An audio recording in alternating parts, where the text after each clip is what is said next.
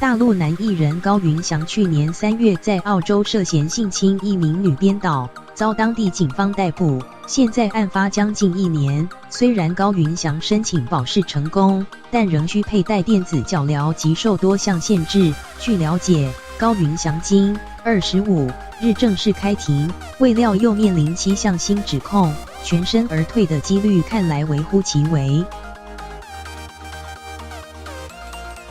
据今日澳洲报道，高云翔今日穿着黑色西装，并用墨镜遮住半张脸，在多名律师与工作人员的陪同下现身雪梨中央地方法院。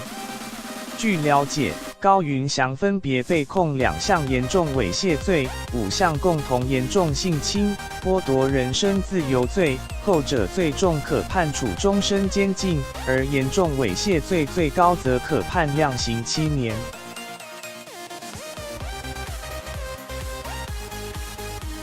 报道指出，高云翔若在今25日传唤中认罪，量刑原可减轻1/4，但高云翔对此全盘否认，因此全案将于10月21日开庭进行实质审理，届时预计需花上6星期。